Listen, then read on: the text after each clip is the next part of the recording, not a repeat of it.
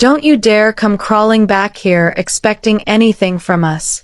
My mother's voice cut through the phone like a blade. I stood frozen in the parking lot of my apartment complex in Burlington, Vermont, clutching my phone so tightly my knuckles had turned white. The autumn wind whipped around me, but I barely felt the cold. "Mom, I don't understand what I did wrong," I said, my voice barely above a whisper. "Can we please just talk about this?" "Talk? There's nothing to talk about, Wendy. You made your choice when you decided to embarrass our family with your little rebellion. We've decided you're no longer welcome here. Stay away permanently." The line went dead, leaving me staring at my phone in disbelief. Just 3 days ago, I had been at my sister Brooke's engagement party, celebrating what should have been a joyful family milestone. Instead, it had turned into a nightmare when I refused to lie about my income to impress Brooke's future in-laws. My mother had been furious that I wouldn't pretend to be struggling financially to make Brooke look more successful by comparison. My name is Wendy Parker, and I'm 27 years old. For the past 5 years, I've worked as a senior account manager at Velmark Automation, a thriving manufacturing company that specializes in industrial robotics. While my family assumed I was barely scraping by in my little office job, the truth was quite different. My annual salary of $85,000, combined with performance bonuses, had allowed me to build a comfortable life and substantial savings. The irony wasn't lost on me. My mother, Victoria, had always been obsessed with appearances and family image. She lived in the same sprawling house in the wealthy suburb where I grew up, maintaining the facade of prosperity that had defined our family for decades. What she didn't know was that her disappointing daughter had become more financially successful than anyone else in the family. I walked back to my apartment, my mind reeling from the conversation. The familiar weight of family disappointment settled on my shoulders. But something felt different this time. There was a finality to my mother's words that made my stomach churn. As I unlocked my door, I noticed my hands were trembling. Not from the cold, but from a growing sense that this confrontation was just the beginning of something much bigger. My phone buzzed with a text message from an unknown number. "Family financial matters require immediate attention. Contact Benjamin Harris, Northwell Financial Services." I stared at the message, confused. Why would a financial advisor be reaching out to me about family matters when I had just been permanently banished? Something was very wrong, and I had the unsettling feeling that the worst was yet to come. Growing up in the Parker household meant living under the constant pressure of maintaining appearances. My mother, Victoria, had built her entire identity around our family's perceived status in Burlington's social circles. She served on charity boards, hosted elaborate dinner parties, and made sure our house always looked like something out of a magazine. My sister Brooke, 3 years older than me, had always been the golden child. She married her college boyfriend straight after graduation and settled into a predictable life of part-time work and social obligations. Brooke understood how to play the game. She knew exactly what to say and how to present herself to earn our mother's approval. I, on the other hand, had always been the family disappointment. After college, I chose to focus on building my career rather than rushing into marriage. I worked long hours, took on challenging projects, and slowly climbed the corporate ladder at Velmark Automation. But to my family, success was measured in terms of social connections and traditional milestones, not professional achievements. The trouble started 5 years ago when I began working in manufacturing. My mother had been horrified that her daughter would take a job in factory work, as she dismissively called it. She couldn't understand that modern manufacturing involved sophisticated technology and engineering, or that my role managing client relationships for industrial robotic systems was both challenging and well compensated. "Why can't you find something more suitable?" she would ask during family dinners. "Something in an office, like working for a bank or a law firm." I tried explaining that I did work in an office, that I spent my days managing million-dollar contracts and coordinating with engineering teams, but Victoria had already formed her opinion, and nothing I said could change it. In her mind, I was the daughter who had settled for less. The financial disparity between my reality and my family's perception had grown wider each year. While they assumed I was struggling, I had been quietly building wealth. My investment portfolio had grown substantially, and I owned my apartment outright, something even Brooke couldn't claim about her house. But I had kept this information to myself, partly out of privacy and partly because I knew it would complicate family dynamics. Victoria needed to feel superior to someone, and I had unknowingly filled that role. Revealing my success would have disrupted the carefully constructed narrative she had built around our family. The engagement party 3 days earlier had been the breaking point. When Brooke's future in-laws asked about my work, I had answered honestly about my role at Velmark Automation. I mentioned the challenging projects we were working on and the international clients I managed. Victoria's face had darkened with each word. Later that evening, she pulled me aside and demanded that I downplay my success at future family events. "It makes Brooke look bad when you go on about your little job," she hissed. "Can't you just say you're doing okay and leave it at that?" I had refused, and apparently that refusal had been the final straw. 2 days after my mother's devastating phone call, I drove past my childhood home out of habit.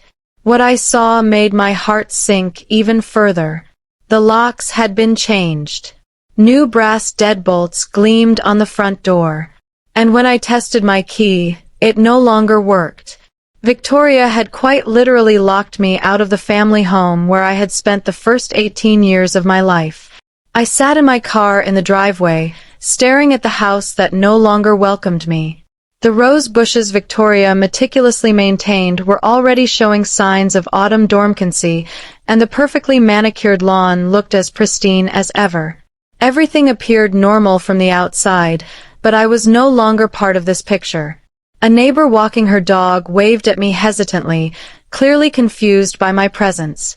Mr. Henderson had known me since I was a child, but I could see the uncertainty in his expression. Had Victoria told the neighbors I was no longer welcome? The thought made my cheeks burn with humiliation. I drove home feeling hollow and displaced. That evening, I tried calling Brooke, hoping she might help me understand what had triggered such an extreme reaction from our mother. The call went straight to voicemail. "Brooke, it's Wendy. I know you're probably busy with wedding planning, but I really need to talk to you. Mom has cut me off completely, and I don't understand what I did that was so terrible. Please call me back." But days passed without a response. It became clear that Brooke had chosen sides, and it wasn't mine. Work became my refuge during this difficult time. My colleagues at Velmark Automation noticed my distraction, but I threw myself into my projects with renewed intensity. Managing the implementation of automated assembly lines for our automotive clients required constant focus, and the demanding schedule helped keep my mind off the family drama. My boss, Director Gregory Walsh, called me into his office on Thursday afternoon. "Wendy, I wanted to discuss the Peterson manufacturing contract. Your work on this project has been exceptional, and the client specifically requested you for their expansion next quarter." The Peterson contract was worth $2.8 million, representing the largest deal I had ever managed independently. Under normal circumstances, this would have been cause for celebration. Instead, I felt the bitter irony of achieving professional success while losing my family. "Thank you, Gregory. I appreciate the confidence you're showing in me," I replied, forcing enthusiasm into my voice. "Are you all right? You seem distracted lately," he observed, his tone gentle but concerned. "Just dealing with some personal matters. Nothing that will affect my work," I assured him. As I left his office, I realized that my professional life was thriving while my personal life crumbled. The contrast felt surreal and painful.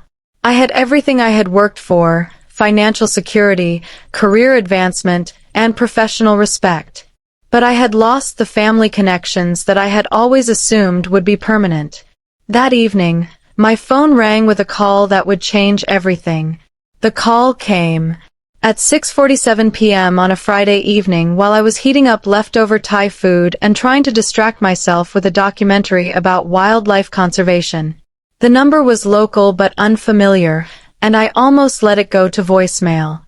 Something made me answer at the last second. Miss Parker, this is Benjamin Harris from Northwell Financial Services. I need to speak with you urgently about your family's financial situation. I set down my fork, my appetite suddenly gone. I'm sorry, but I think you have the wrong person. I'm not involved in my family's finances. Actually, you are more involved than you realize, Benjamin said, his voice strained with an emotion I couldn't identify. According to the documents I have here, you're listed as the primary beneficiary and emergency contact for both your mother's and sister's investment accounts. I've been trying to reach Victoria Parker for 3 weeks without success, and the situation has become critical. My head spun. That's impossible. My mother just told me I'm no longer welcome in the family. Why would I be listed on her accounts? The paperwork was filed 18 months ago, Benjamin explained. Miss Parker, I really need to meet with you in person. There are some very serious issues we need to discuss, and I can't go into detail over the phone. Would you be available tomorrow morning? I agreed to meet him at his office at 10 a.m., my mind racing with questions. After hanging up, I paced my apartment, trying to make sense of this development. Why would Victoria list me as her beneficiary and emergency contact while simultaneously cutting me out of her life? The contradiction made no sense. Saturday morning arrived gray and drizzly, matching my mood perfectly. Northwell Financial Services occupied a modest office building downtown, and Benjamin Harris turned out to be a soft-spoken man in his 50s with the kind of gentle demeanor that probably helped clients discuss difficult financial realities. Thank you for coming, Miss Parker. Please have a seat, he said, gesturing to a chair across from his desk. I'm afraid what I have to tell you is quite serious. He opened a thick folder and spread several documents across his desk. Your mother and sister have been making some very poor financial decisions over the past 2 years. They've liquidated most of their retirement accounts, taken out significant loans against your mother's house, and invested heavily in what appears to be a fraudulent investment scheme. My stomach dropped. How much are we talking about? Combined, they've lost approximately $400,000, Benjamin said quietly. The house your mother lives in is now mortgaged to its full value, and they owe substantial amounts to several creditors.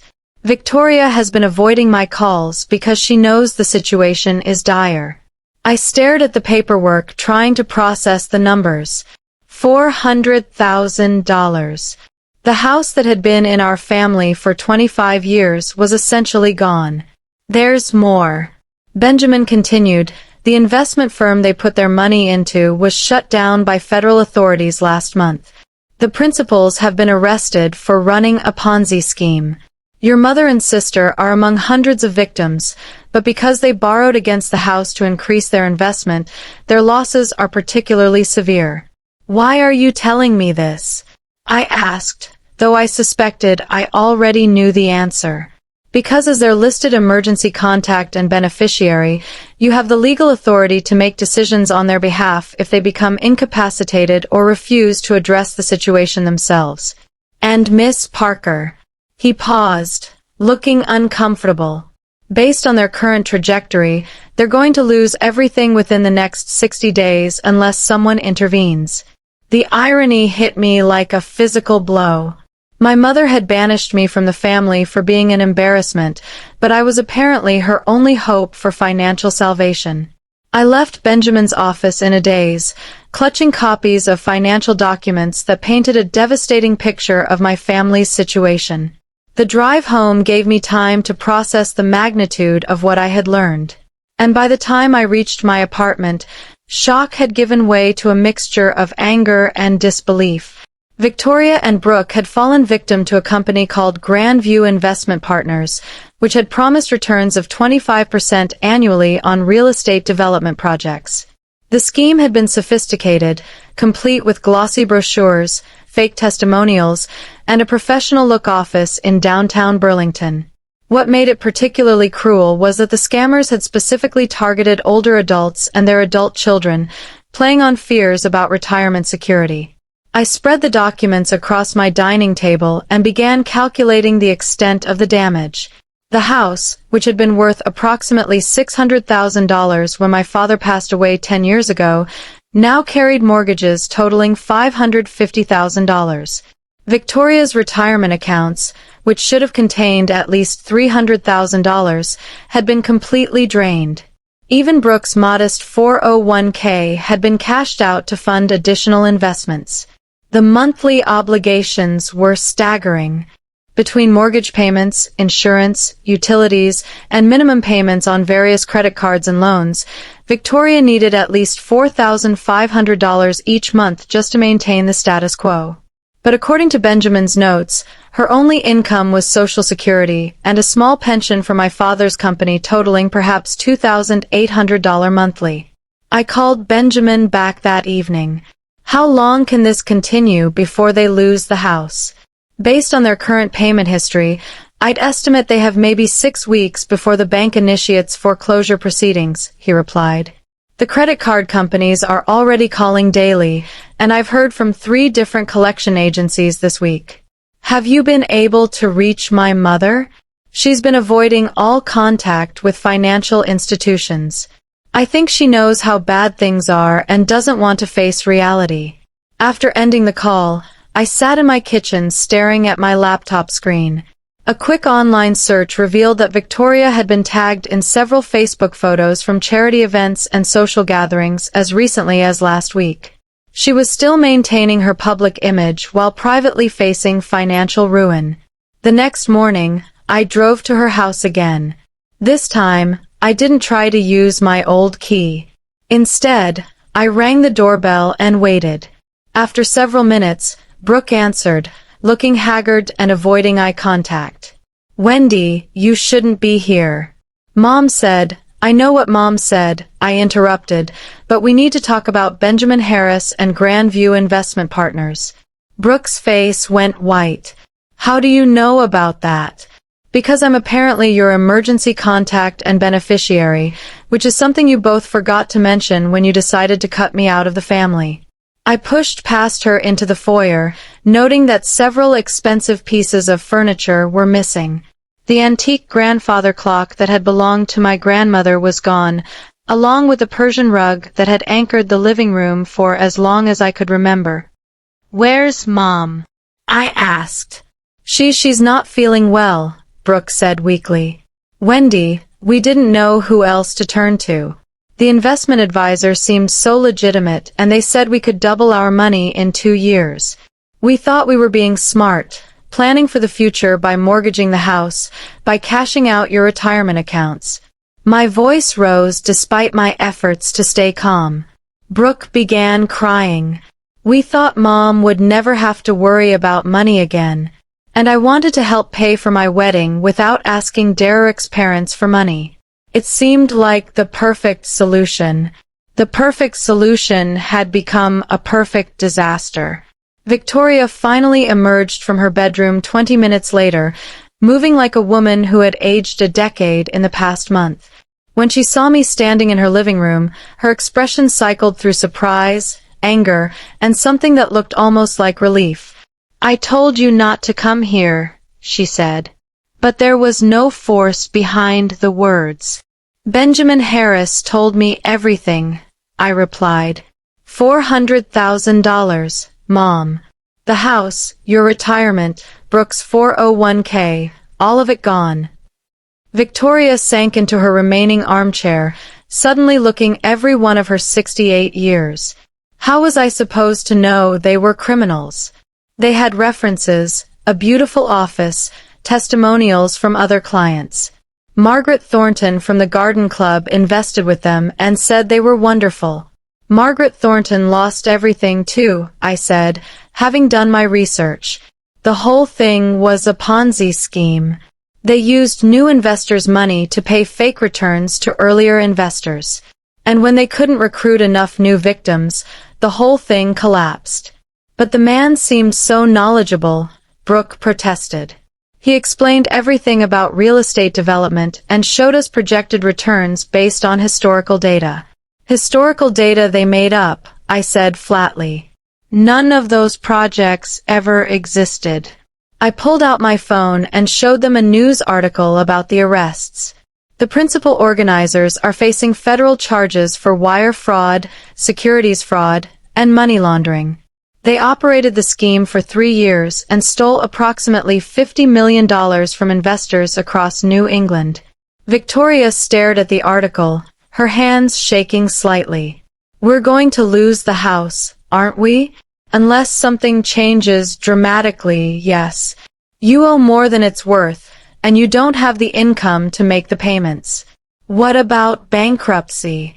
Brooke asked desperately. Could we declare bankruptcy and start over? You could, I admitted, but that would still mean losing the house, and it would destroy your credit for years. Plus, bankruptcy doesn't make problems disappear. It just reorganizes them. The three of us sat in silence for several minutes, the weight of the situation settling over us like a heavy blanket. I looked around the living room where I had spent countless hours as a child trying to imagine strangers living here after the foreclosure. There is another option, I said finally, but it would require some significant changes. Both women looked at me expectantly. I could help, I continued carefully. I have the financial resources to stop the foreclosure and manage the debt situation, but it would mean acknowledging some things about my life that you've both chosen to ignore. Victoria's expression hardened slightly. What do you mean? I mean that your disappointing daughter who works at a factory has been quite successful. I make more money than both of you combined. I own my apartment outright and I have substantial savings and investments. Brooke gaped at me. How much do you make? Enough to help, I said, avoiding specifics. But first, I need to understand something. Why did you list me as your beneficiary and emergency contact if you think so little of me and my choices? Victoria looked away, embarrassed. Your father insisted on it when we updated our wills. He said you were the most responsible person in the family and that if anything happened to us, you'd be the one who could handle things properly. Dad was right, I said quietly. But after what happened at Brooke's engagement party, I'm not sure I want to handle anything for people who treat me like a family embarrassment. The ball was now in their court. I let the silence stretch between us, watching my mother and sister absorb the full implications of their situation. Victoria's carefully maintained composure was cracking, and Brooke looked like she might be sick. So, what happens now? Victoria asked finally, her voice smaller than I had ever heard it. Now you decide how badly you want to keep this house and avoid bankruptcy, I replied. Because I'm not writing any checks until we establish some new ground rules for how this family operates. I pulled out a notebook and pen, setting them on the coffee table with deliberate precision. First, we're going to have an honest conversation about money. All of it. No more lies. No more pretending. No more maintaining appearances at the expense of reality. Victoria flinched. Wendy, you don't understand the pressure. I understand plenty. I cut her off. I understand that you were so concerned with looking successful that you risked everything on a get-rich-quick scheme. I understand that you were so busy judging my career choices that you failed to notice I was building actual wealth while you were destroying yours. Brooke shifted uncomfortably.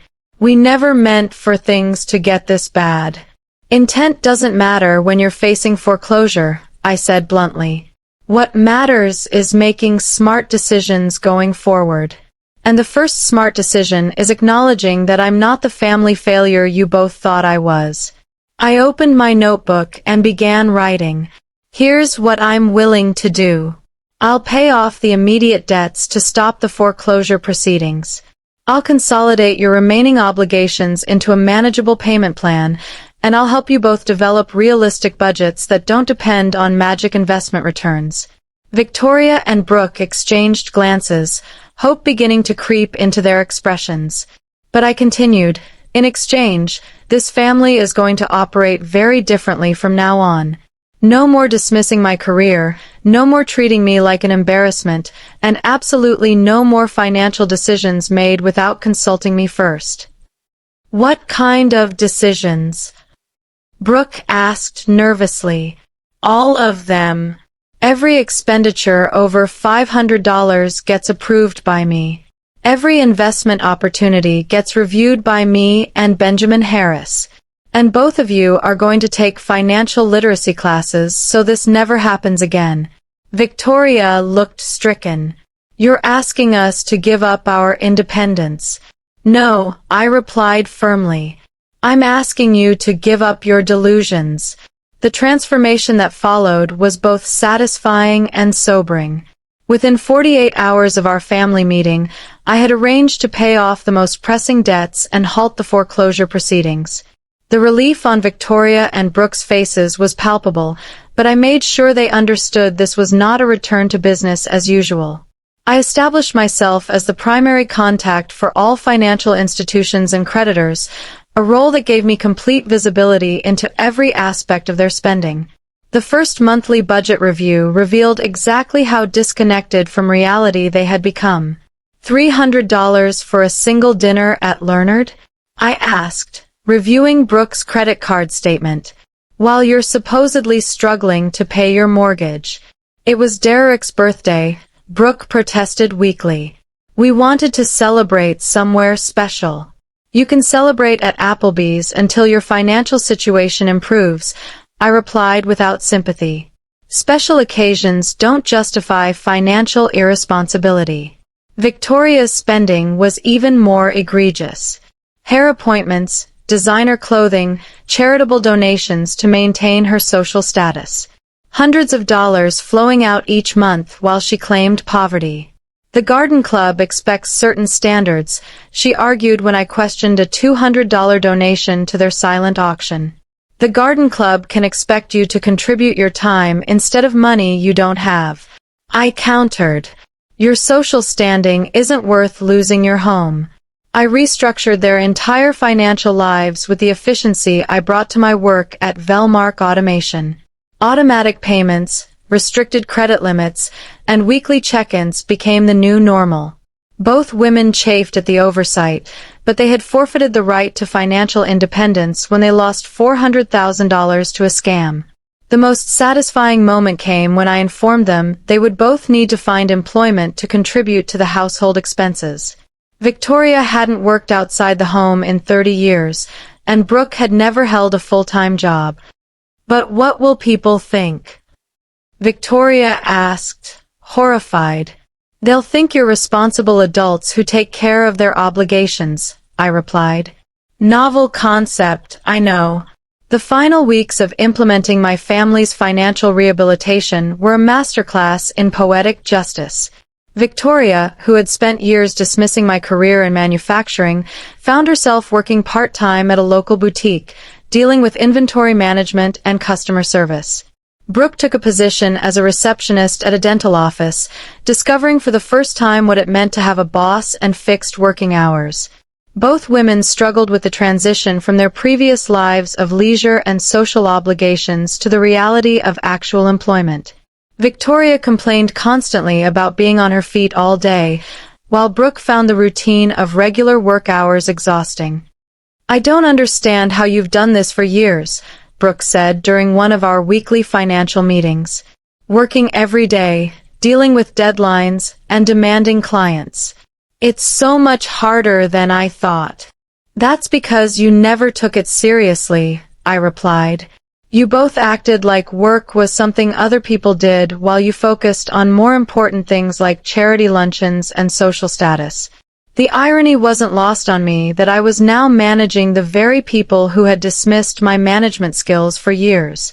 Every financial decision that had once been made impulsively now required my approval. Every expense had to be justified and documented. The control I exercised over their lives was complete and I had to admit deeply satisfying. Benjamin Harris proved to be an excellent ally in maintaining financial discipline. He provided monthly reports on their progress and helped me identify any signs of backsliding into old patterns. The fear of losing everything had made both Victoria and Brooke temporarily compliant. But I knew that without constant oversight, they would likely revert to their previous habits. 6 months after the crisis began, we achieved a major milestone. The house was no longer in immediate danger of foreclosure, and all credit card balances had been reduced to manageable levels. More importantly, both Victoria and Brooke had developed a grudging respect for the financial discipline that had saved them from ruin. During our final family meeting of the year, Victoria surprised me by acknowledging something she had never admitted before.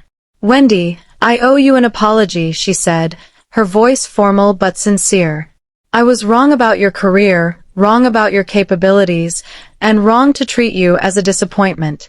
You saved our family when we were too proud and foolish to save ourselves." The apology felt good, but it couldn't erase years of dismissal and condescension. "I appreciate that, Mom, but this isn't about proving I was right or you were wrong.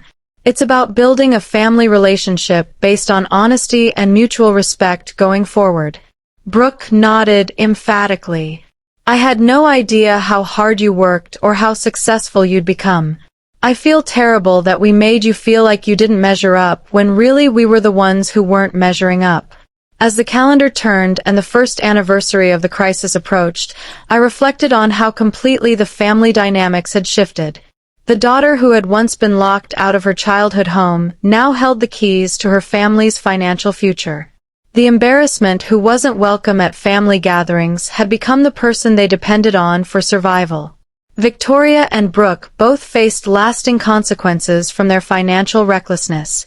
Victoria's reputation in her social circles never fully recovered once word spread about her employment at the boutique. Several of her former friends from the garden club distanced themselves, unable to reconcile their image of her with the reality of her reduced circumstances. Brooke's wedding had to be dramatically scaled back, causing tension with Derek's family and forcing her to confront the gap between her aspirations and her actual means. Looking back on that tumultuous year, I realized that while I had gained control and extracted a form of justice from the situation, the victory felt more hollow than I had expected. Though I couldn't deny the satisfaction of watching those who had dismissed me learn to respect the very skills they had once scorned.